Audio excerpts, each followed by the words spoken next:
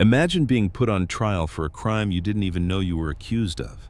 That's what was happening to humanity. In the heart of the stellar assembly, a holographic display shimmered to life, hanging a number in the air like a death sentence: 512,834. Admiral Harcourt's voice, rough as gravel, filled the sudden silence. Dreadnought-class vessels, every single one capable of cracking a planet in half.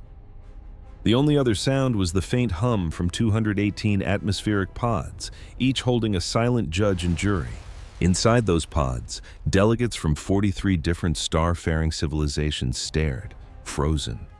Harcourt stood at the podium, a formidable figure bred for war over 60,000 years. His people were like bipedal badgers covered in natural bone armor, a detail humans quickly learned not to mention out loud.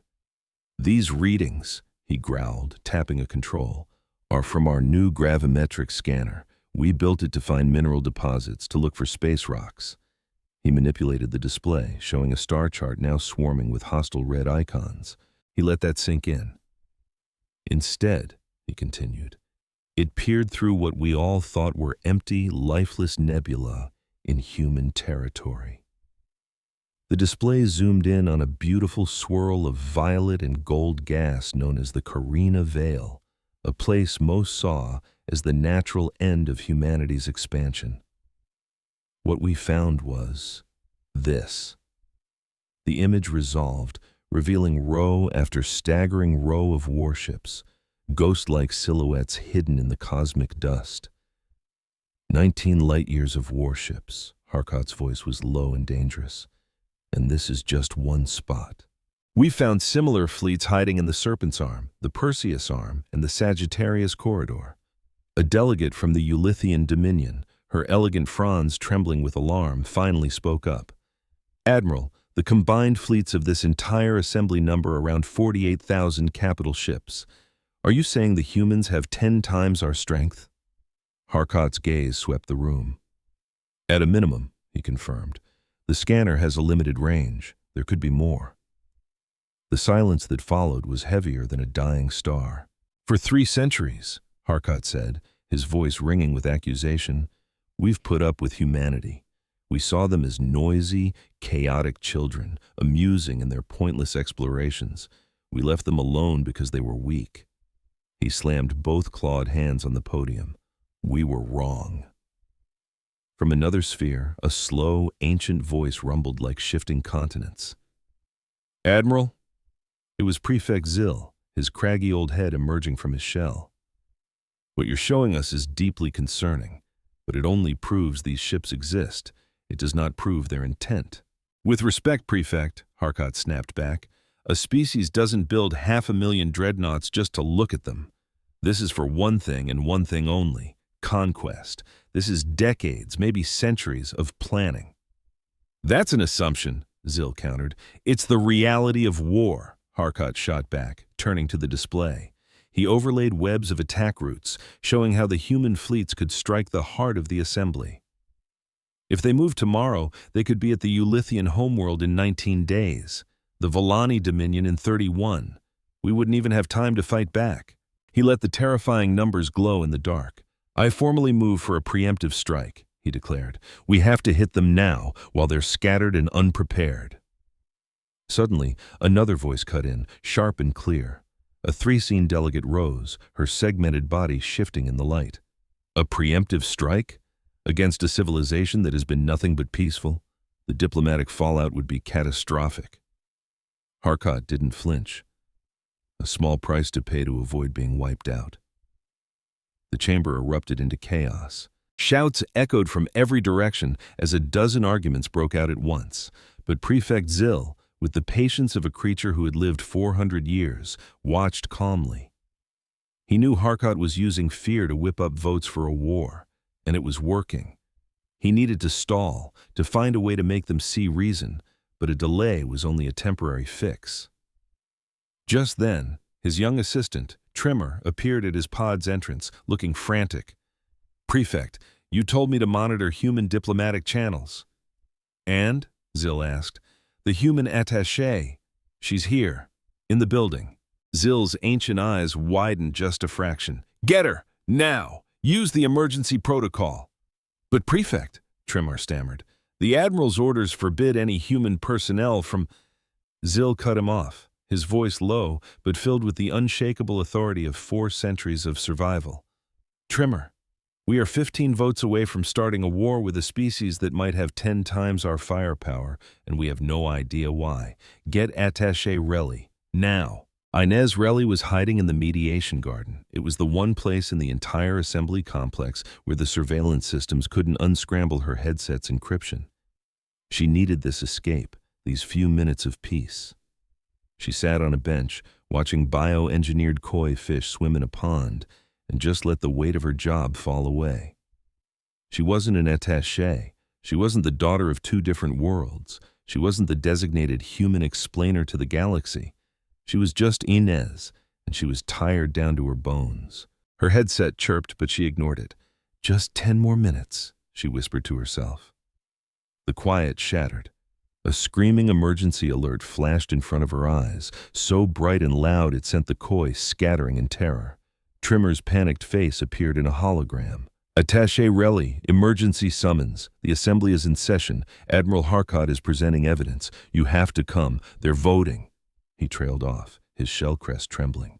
She was already on her feet, sprinting before he could finish. What vote, Trimar? Breathe.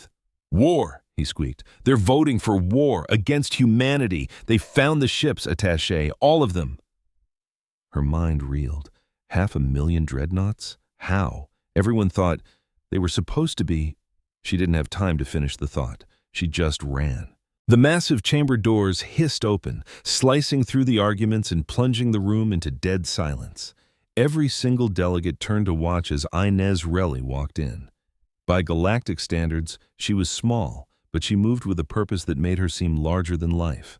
She wore a simple gray uniform, her face a mix of her human and Volani heritage, with high cheekbones that had a faint, armored texture. Admiral Harkott watched her approach the central platform, his expression like stone. Attaché Relly, his voice boomed across the silent room. Thank you for joining us. I trust you've been briefed on the situation? She stepped onto the platform, catching her breath, her eyes quickly taking in the hostile faces and the giant glowing number that accused her entire species. No, Admiral, she said, her voice steady despite her pounding heart. I've been running. Perhaps you could tell me what this is all about. Dull. 512,834. That's how many unregistered, undeclared Planet Killer-class warships the Admiral claimed humanity had hidden right under the galaxy's nose. He just let that number hang in the air, an accusation that needed no explanation. And now, the entire Galactic Assembly was staring at Ambassador N's, waiting for one. She looked at the giant projection, the numbers, the star charts, the terrifying red lines showing just how fast this ghost fleet could wipe them all out. Her first instinct was to call it a mistake, a glitch. Maybe their sensors misread a bunch of asteroids, but she knew better. The Voli were sticklers for detail. As she zoomed in on the maps, she saw the ships weren't clustered for an invasion. They were scattered across the Carina Vale and the Serpent's Arm, arranged in a pattern that looked less like a military strategy and more like something she'd seen 1,000,000 times before. It hit her with the same certainty she felt as a kid, watching her dad turn a perfectly good cargo bay into a garden dedicated entirely to potato sculptures. Oh no, she whispered to herself. A classic Raleigh family mess. Taking a deep breath, she switched on her diplomat voice, the calm, neutral tone that had gotten her through 1,000 other crises. Admiral Harkott, honored delegates, she began. I understand your concern. The data is substantial. However, I believe you are fundamentally misunderstanding what these vessels truly are. A misunderstanding? Harkott's voice was so cold it could have turned the air to ice. Then please, enlighten us. They're civilian vessels, N said. They are... She paused, trying to find the right words for a room full of aliens who were building empires while humans were still figuring out farming. Community projects. A wave of confused murmuring rippled through the chamber.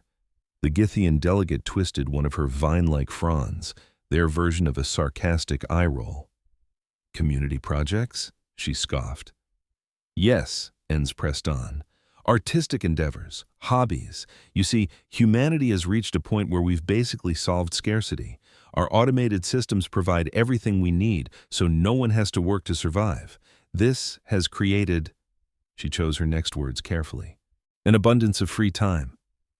Are you suggesting, Harkat said, drawing out each word, that your species built 500,000 dreadnoughts because you were bored? I'm suggesting, she countered, that when people have unlimited resources and time, they get creative. Building ships is one of those creative outlets. The vessels you've found are basically art. She finished, knowing exactly how ridiculous it sounded. The delegates stared back, their expressions a mix of disbelief and disgust. Even her one potential ally, Prefect Zill, seemed to be shrinking back into his shell. A classic rally move, Harkat sneered, cutting through her faltering explanation.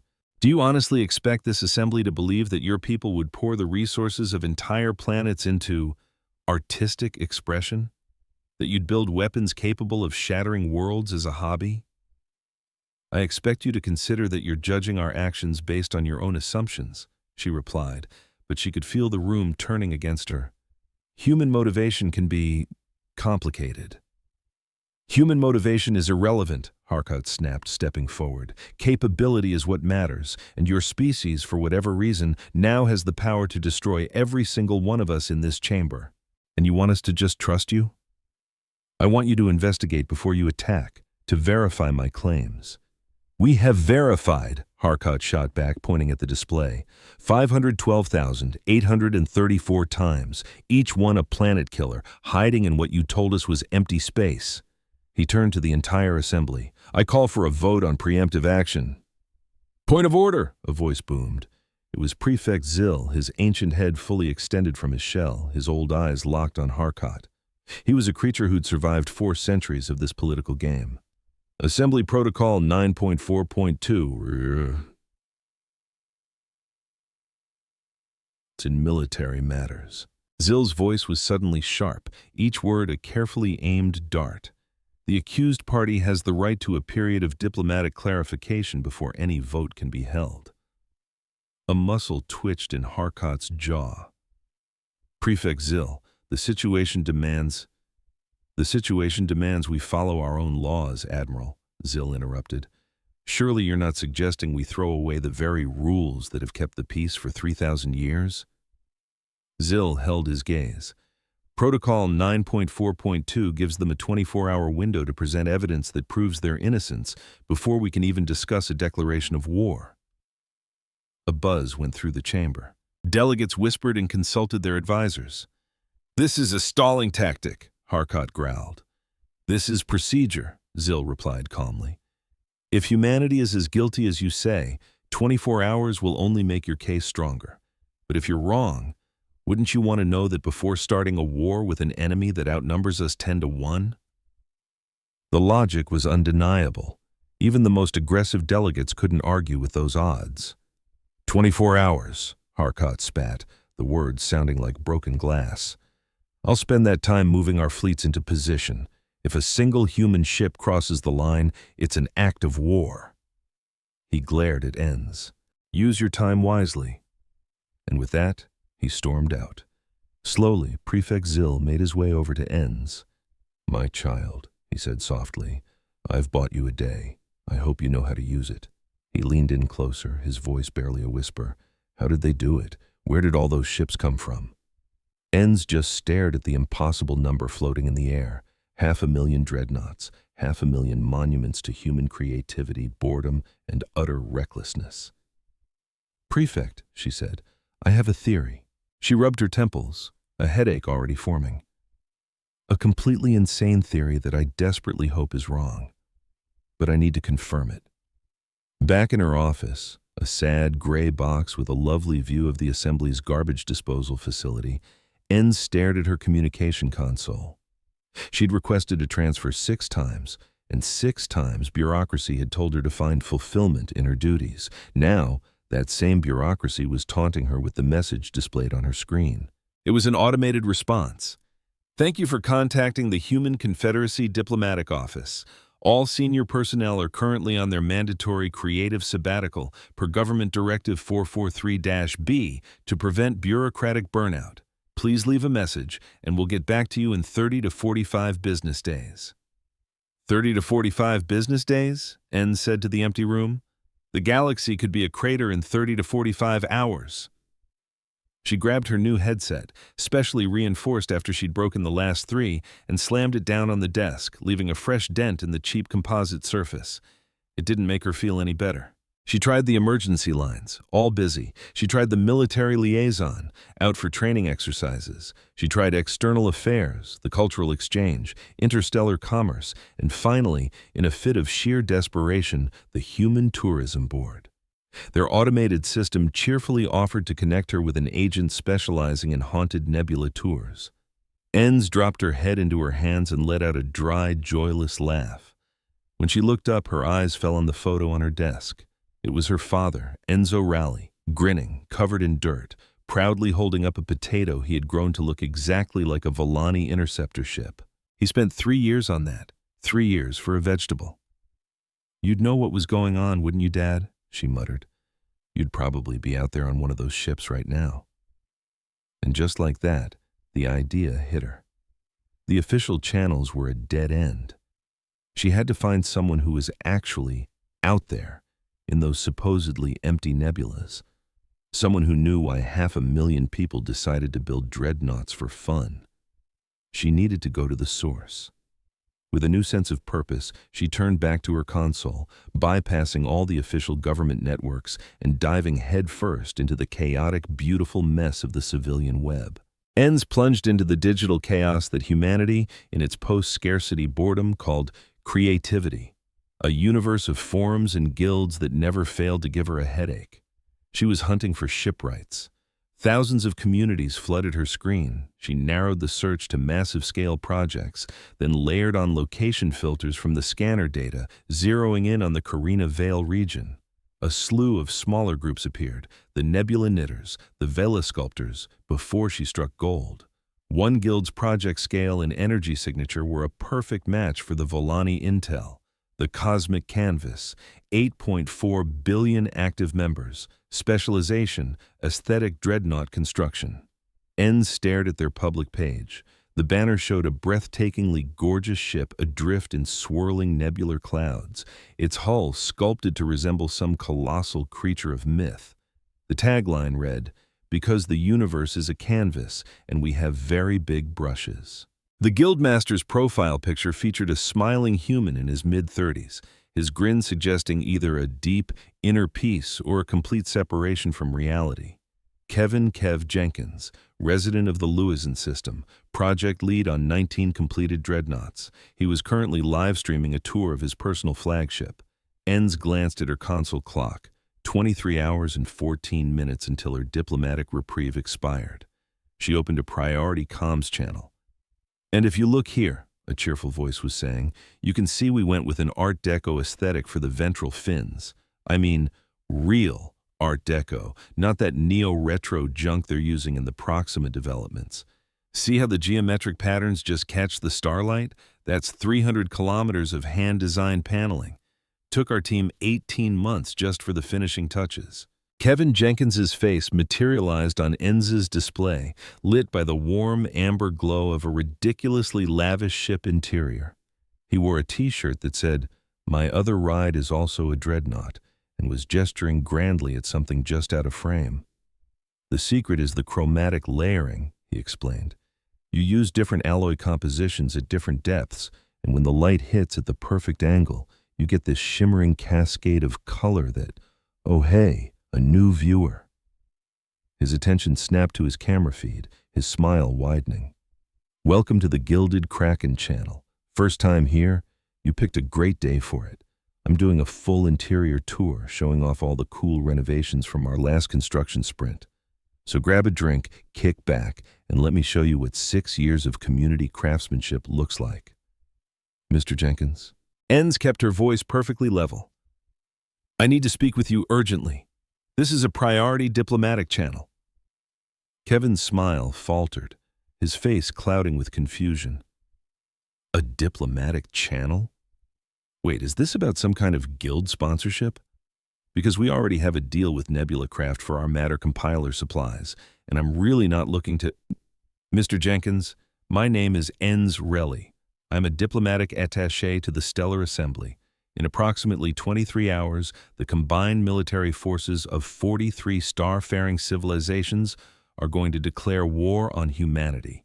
The reason for this declaration is your ships. Silence. Kevin blinked. He opened his mouth, then shut it. His expression cycled from confusion to disbelief, and finally to sheer horror. His brow furrowed with what looked like genuinely hurt feelings. "I'm sorry," he said, drawing the words out slowly. "Did you say war?" "Yes, because of our ships." "Yes," she confirmed. "Your art ships." The Stellar Assembly's new scanning technology detected over 500,000 Dreadnought-class vessels in human space. They've interpreted this as a fleet being staged for galactic conquest. The sheer absurdity of it all hit her even as she said the words, but she pushed onward. The Theai Dominion, under the command of Admiral Harrod, is moving its entire fleet into position for what he is calling a defensive preemptive strike. Kevin covered his face with both hands. "But they're not for war," he mumbled. "How could anyone even think that? We just printed them using public domain matter compilers. It's just a hobby." "They're historical replicas," he insisted. "We downloaded the schematics for old Confederation Navy hulls and built them from scratch. The Gilded Kraken's main cannon is a nebula projector. We use it for light shows." "I know. We spent 4 years on the sculpture garden in the forward hold. It's made of hand-carved asteroid chunks from 9 different systems." "I understand. We have a weekly book club in the observation lounge." "Mr. Jenkins, Kevin, I believe you, and that is precisely why I'm calling you." Enz leaned forward, her voice sharp with urgency. "I need your help explaining this to the Stellar Assembly. The way humans think is completely alien to them. The idea that a species would build weapons of mass destruction purely for aesthetic reasons is something they literally cannot comprehend." "Well, when you put it like that, I need you to present your work to them," she said. "Show them what you do. Help me convince them that 500,000 dreadnoughts are a hobby." "A hobby?" Kevin's voice was flat. "You want me to explain to a council of alien warlords that we built enough firepower to crack a galaxy because we thought it looked pretty?" "Yes." "And you think that's going to stop a war?" "I think it's the only chance we have," she replied. Kevin stared into the camera for a long, silent moment. Then his smile changed. It was no longer the practiced, professional grin of a content creator. It was something more genuine, more thrilled. "You know what? This is kind of amazing." He stood up, ducked off camera for a second, and returned with a jacket slung over his arm. "I mean, it's terrible, obviously. War is bad, but someone actually wants to see our work. Like, really see it. Actual alien civilizations. A brand new audience." A sudden energy surged through him, and a focus appeared in his eyes that Enz recognized from her father, a landscape artist, whenever someone showed interest in his agricultural sculptures. "Wait, did you say the Stellar Assembly? As in, the Stellar Assembly? The ancient council that's been running the galaxy since before humanity even discovered fire?" "The very same." "Holy crap. This is the biggest gallery opening in human history. It's the biggest audience we've ever had. I need to prepare a presentation. I have to put together a highlight reel. I need to—" "Kevin," Enz cut through his manic excitement. "Time is critical. Can you be ready in 4 hours?" 4 hours? For a presentation to the governing body of the entire galaxy? He grinned. "Lady," he said, "I've been ready for this my whole life." "Perhaps," she suggested, her voice strained, "you could put on something more formal." Kevin glanced down at his shirt. This is my formal shirt." Enz closed her eyes, counted to 10, and reminded herself that the fate of her species rested on this man's shoulders. 4 hours, she repeated. I'll send you the connection protocols. The chamber of the Stellar Assembly felt different when she returned. Admiral Herot was back, standing grimly at the observation window, watching as orbital defense platforms repositioned their massive cannons. The raw hostility was still there, but it had cooled into something more patient, more resolved. The delegates had used the last few hours to consult with their homeworlds, to get their briefings, to solidify their positions. The vote scheduled for 19 hours from now felt like a concrete certainty, an unavoidable collision alarm screaming in her ears. Attaché Relly, Herot's voice boomed. I trust you have made productive use of your time. I have, Admiral. I have evidence to present. A witness who can explain the purpose of these vessels. A witness. His voice was flat. Another human, I presume. A builder, she clarified. One of the creators responsible for the ships you've detected. To present his testimony, I will need to establish a live communication link to his vessel. Herot's armored brow lowered. Forbidden. Opening an unsecured channel into this chamber during a Level 1 security alert violates every protocol. On the contrary, Admiral, Prefect Zill's calm voice echoed from his containment sphere. Assembly Protocol 9.1.5, the right of evidentiary presentation, allows for the direct testimony of a primary source in matters of existential threat. The protocol supersedes standard security measures. Herot turned to glare at Zill. An archaic rule designed for a pre-holographic age. To invoke it now is reckless. It is our law, Zill said simply. And our law must stand, especially when we are afraid, Admiral. Herot stared at Zill for a long moment before turning his cold gaze back to Enz.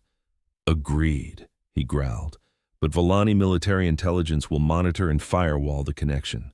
Any deviation from testimony, any attempted data intrusion will result in immediate termination of the link. Understood.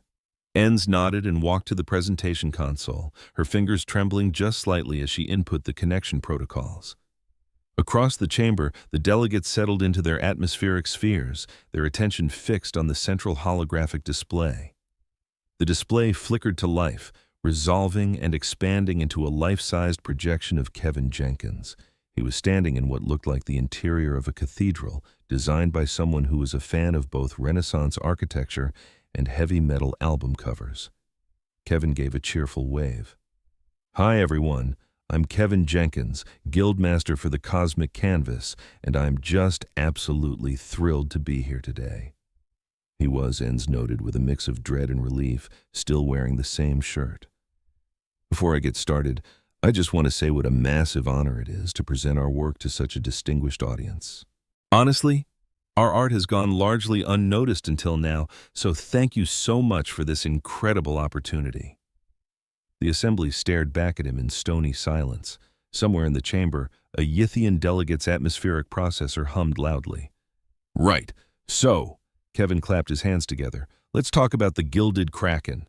He gestured expansively, and the holographic projection behind him shifted, displaying the ship's exterior. It was a colossal vessel, easily 15 kilometers long, shaped like an impossible fusion of an ancient sailing ship and a monstrous deep-sea leviathan. Its hull was a tapestry of intricate decorative patterns that caught and refracted the starlight into shimmering waves of color. This was my first major project, Kevin said proudly. Took 6 years from the initial design phase all the way to completion.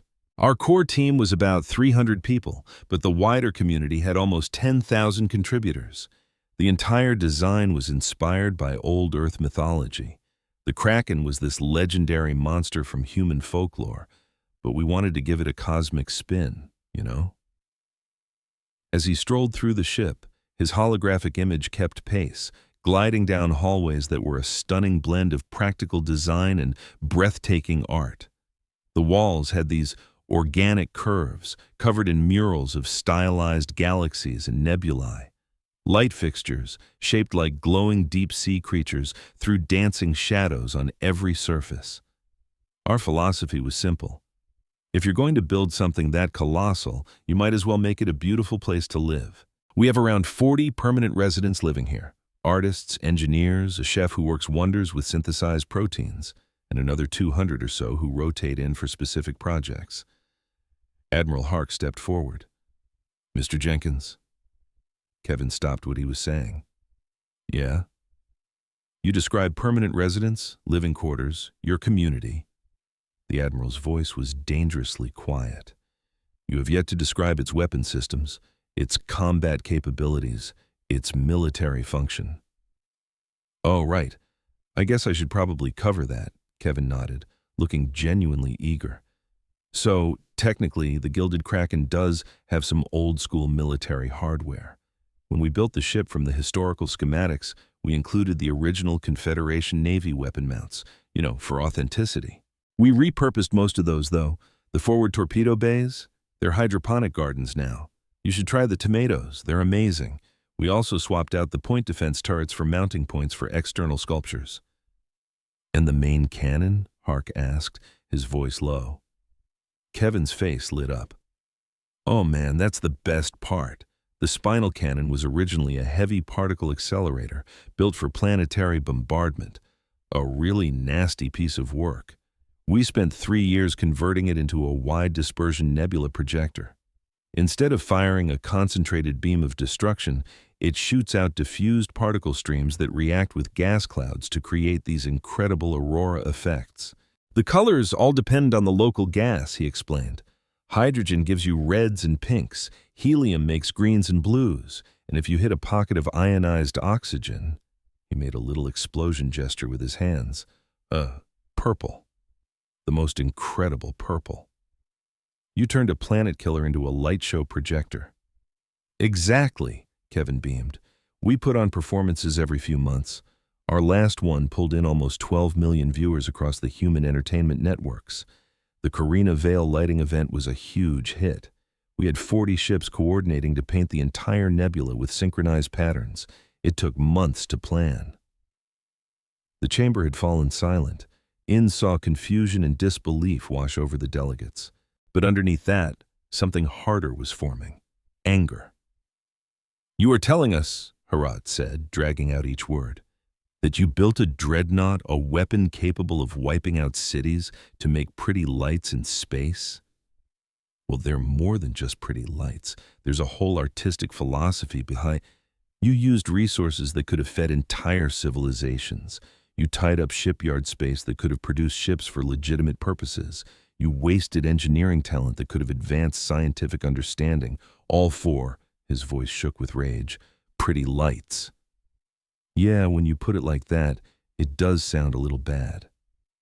Hark turned to the assembly. "This is what we are up against.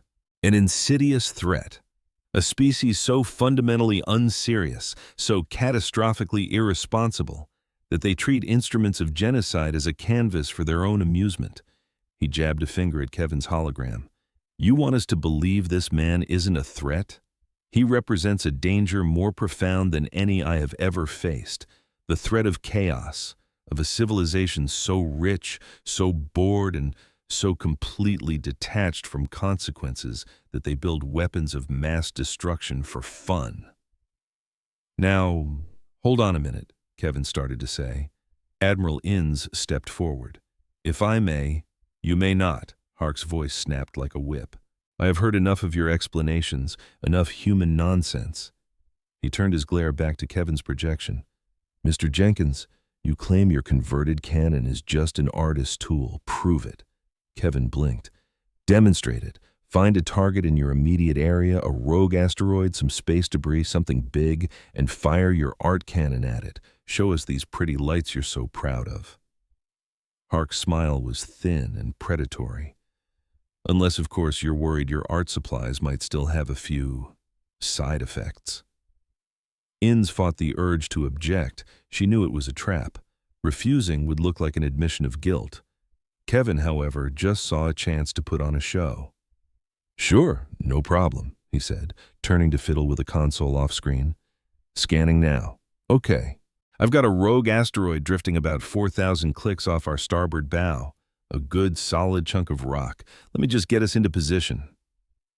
The holographic view shifted as the gilded kraken began to turn, its massive frame moving with surprising grace. In the distance, the asteroid appeared as a faint glimmer, a piece of ice and rock maybe 3 kilometers across. "Alrighty," Kevin's voice returned as he appeared at a control station. "Charging sequence initiated. This usually takes about 2 minutes for a full-spectrum display. I've got it set for a 12-color flood. That's kind of our signature pattern, but I can dumb it down if you're in a hurry." "The full spectrum will be fine," Harkot said. The chamber watched in tense silence as Kevin worked, his good mood completely untouched by the hostility in the room. He seemed to be genuinely enjoying the chance to show off his ship to a new audience. Inns watched Hark, who was watching Kevin, and tried to push away the terrifying images of how this could all go wrong. Firing in 5, 4, 3. The Gilded Kraken's main cannon lit up. For a second, the beam was exactly what Kevin had promised, a flood of diffused particles fanning out from the ship, interacting with trace elements in space and creating brief, sparkling flashes of red, gold, purple, and green against the blackness. And then, the beam hit the asteroid. The impact was breathtakingly beautiful. The particle stream slammed into the ice and rock, flash vaporizing the surface and setting off chain reactions in the frozen gases trapped inside. Waves of color erupted across the asteroid, creating aurora-like patterns that danced and swirled. For about 10 seconds, the giant piece of space junk looked like a celestial Christmas ornament, glowing with an unearthly light. And then it blew apart. A direct hit from a weapon would have vaporized it. This was different. The particle impacts, the rapid heating of the ice, and all the secondary reactions combined to shatter the asteroid into thousands of pieces, which spun off into the void, trailing glowing tails of ionized dust. Kevin just stared at the screen. "Oh, crud," he muttered. "The particle slop. The beam has almost no kinetic force. It's designed to make gas glow, but the gravimetric shear is a side effect we haven't filtered out yet. It doesn't do much to a shielded target, but on a raw, unshielded rock like that, yeah, that can happen." "Enough!" Hark's voice sliced through his rambling apology. "You have shown us exactly what I feared. Your art weapon is still capable of shattering celestial bodies. Your little light show can obliterate a target weighing billions of tons." He spun to face the assembly. "This is what they offer as a defense. Barely disguised weapons they treat like toys, capable of mass destruction even when they don't mean any harm." "It was an accident." "Precisely." Hark's composure finally broke, his voice rising. "An accident, and you have a million ships capable of similar accidents. What happens when one of your artists accidentally points their art cannon at an inhabited planet? What happens when your next light show miscalculates and paints a colony with particle fire?" The chamber exploded into chaos. Delegates were shouting over one another, the simmering hostility boiling over. Somewhere, a containment sphere's life support system went haywire as its occupants' stress levels shot past the safety limits. Inns watched her entire diplomatic strategy fall to pieces. Kevin's presentation had convinced the assembly that humanity wasn't just irresponsible. They were dangerously incompetent. A species that built weapons without understanding them. That unleashed unimaginable power without thinking about the consequences. That treated the tools of genocide like toys and had the nerve to call their carelessness art. Hark's point hit her with terrifying clarity. With a sharp gesture, she killed Kevin's hologram, cutting off his frantic attempts to explain calibration drift. The image vanished, leaving only the slowly expanding debris field on the main screen. "Honored delegates," she said quietly, but her voice sliced right through the noise. The chamber fell silent as 218 pairs of eyes turned to her. Inns took a deep breath and let it out. Her posture relaxed, shedding its rigid formality. "You're right," she said. "Everything Admiral Harkot has said is technically correct. We built 500,000 dreadnoughts because we got bored. We turned weapons of mass destruction into art supplies. We created a fleet that could shatter this galaxy, and then we used it to make pretty lights in space." She paused, letting her words sink in. And that is why you fundamentally misunderstand what you are dealing with. Harrod opened his mouth to object, but she just kept talking. I've spent my entire career trying to make humanity make sense to you. I put it all in your terms: strategy, logic, rational self-interest. I took our beautiful chaos and translated it into your rigid frameworks. I wrapped our insanity in diplomatic ribbons to make us seem comprehensible. She just shook her head. And that was my biggest mistake, because it gave you the illusion that you actually understood us, that you could predict what we'd do next, that our behavior, no matter how bizarre, would eventually fit into one of your neat little boxes. She walked right past the presentation console, past Admiral Harcourt standing there like a statue, until she was in the very center of the chamber. You want to know why we built those ships? The answer is simple. We did it because we could. We did it because the challenge was there. We did it because the universe is huge and empty and weird. And when you have basically unlimited resources and all the time in the world, you either create something or you go completely mad. And if you attack us, if you go ahead with this preemptive strike, you won't be fighting some military force you can understand. You'll be fighting an entire species of bored, brilliant, and endlessly creative people who have just been handed the most exciting project of their entire lives. The chamber was dead silent. You counted 500,000 dreadnoughts, ships that were built for beauty, for self-expression, for the sheer joy of making something spectacular exist. Now, I want you to imagine those same people, with those same resources and that same creativity, all focused on one thing: war. She let that idea just hang in the air. Imagine what they would build then. Imagine what they would do. Is that a threat, Attaché Raleigh? Harcourt's voice was cold, completely without emotion. No, it's a warning. Not from me, from reality itself. She turned to look him straight in the eye. You've spent your whole life getting ready for wars you could understand, against enemies who thought just like you, in conflicts that had clear goals and predictable moves. But your frameworks, your neat little boxes, they completely failed to contain us. Your doctrines have no answer for an enemy who might blow up your homeworld just because they think the crater would look pretty, or an enemy who might save your entire species simply because they like the color of your sun. She spread her hands wide. We are completely outside your definitions of enemy or ally. We are a force of chaos. We're just human, and you can never, ever predict what we're going to do next. Heck, neither can we. A nervous energy filled the chamber. Delegates shifted in their containment spheres, shooting uncertain looks at each other through the shimmering atmospheric barriers. Even Admiral Harcourt's rigid certainty seemed to flicker for a moment. He was scrambling, trying to find some kind of tactical angle on the information she'd just dropped on him. And then, the main display flickered to life. New signals were flooding in, dozens of them, then hundreds.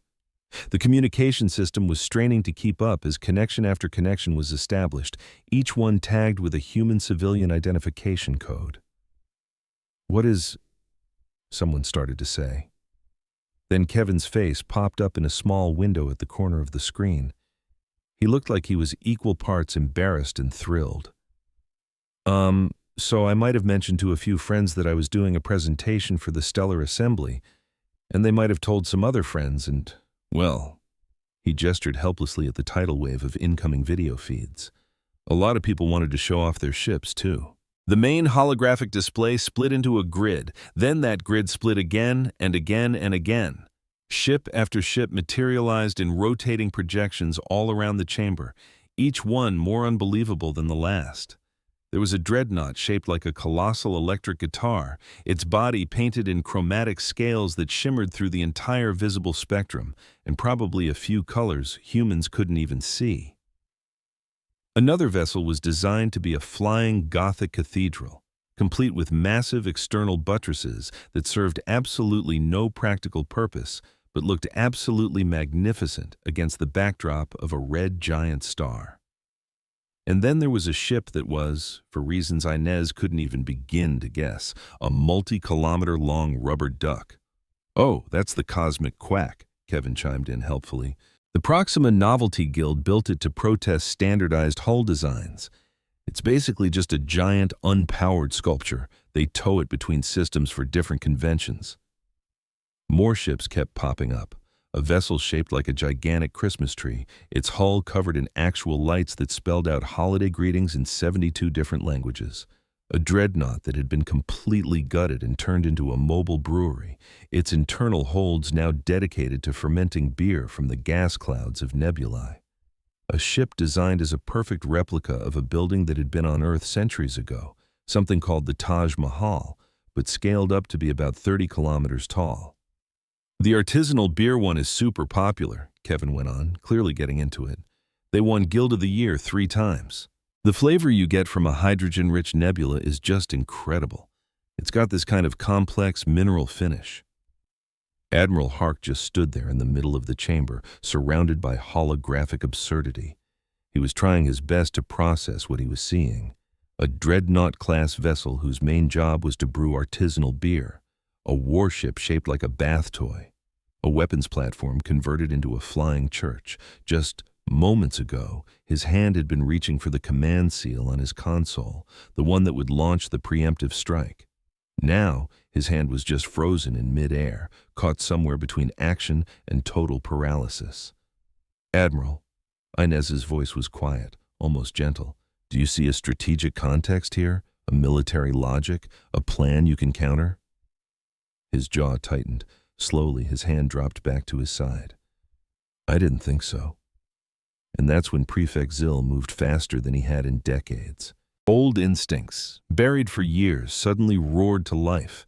He recognized an opportunity when he saw one. And this chaos, this glorious, beautiful flood of human insanity, was the opportunity of a lifetime. "Honored colleagues," he announced, his voice cutting through the stunned silence with practiced authority. "I believe the evidence we're seeing suggests a path forward that will benefit all of us." The delegates, who were still staring at holographic ships that defied all rational explanation, slowly turned their attention to the ancient Chalaran. The evidence presented today shows that human ship construction, while technically capable of being used for war, is driven primarily by— He paused, searching for the right diplomatic word— creative impulses. Impulses which, if left undirected, could indeed pose unpredictable risks to galactic stability. Admiral Harcourt stared at Zill, his suspicion obvious as he started to shake off his shock. "What exactly are you proposing, Prefect?" "A formal recognition and categorization of human artistic endeavors. A galactic grand exhibition sponsored by the Stellar Assembly, which would create a structured framework for the display and appreciation of human creative works." Zill's voice took on the smooth, measured rhythm of a master politician closing a deal. An initiative like this would achieve several goals. It would give legitimacy to human creative activities, which would reduce the chance of misunderstandings. It would create official channels of communication between human artistic communities and the Assembly's oversight committees. And, he paused for dramatic effect, it would give humans something to compete for, other than territorial expansion. "You want to pacify them with an art prize?" Harkat said, his voice flat. "I want to channel their incredible energies in predictable directions. I want to give them a stage for their creations that doesn't involve accidentally destroying asteroids or putting on light shows that wipe out entire nebula." Zill met Harcourt's gaze. "I want to transform an existential threat into a manageable phenomenon. That, Admiral, is the entire point of diplomacy." A murmur went through the chamber as delegates exchanged glances, their translation fields humming with hushed conversations. Somewhere in the crowd, a Yulian representative's fronds, which had been tense with agitation just minutes before, now swayed in a slow, thoughtful rhythm. "Who would manage an initiative like this?" someone asked. Zill turned his gaze toward Inez Rally. Attaché Rally has shown a unique and profound understanding of these human creative impulses. "I propose we establish a new committee for inexplicable human endeavors, with the attaché serving as its head. This committee would be responsible for cataloging human artistic activities, coordinating with human creative communities, and providing early warnings of any He chose his next words very carefully. Large-scale projects that others might misinterpret. Every single delegate in the chamber turned to look at her. 28 representatives of galactic civilization watched to see how she would react after Zil had just volunteered her for what was possibly the most thankless job in diplomatic history. Prefect Zil. She kept her voice perfectly steady, hiding the frantic hammering in her chest. So this role would basically require me to be the galaxy's very first art critic for Dreadnought-scale creative projects, among other things? Yes. And I would need to give advanced warning about things like Kevin's nebula light shows? That would be advisable. And I would be responsible for explaining human creativity to species who have spent the last 3 centuries completely failing to understand it. Zil spread his ancient weathered hands. That is what you do already. Inez looked around at the holographic displays still filling the room. The electric guitar ship, the cathedral ship, the completely absurd and magnificent and utterly inexplicable parade of human imagination, all built into 15-kilometer-long hulls. She thought about her father and his spaceships that looked like potatoes. She thought about Kevin Jenkins and his genuine, innocent pride in turning weapons of mass destruction into projectors for a light show. She thought about spending the rest of her life trying to explain all of this. "I'm going to need a bigger headset," she said.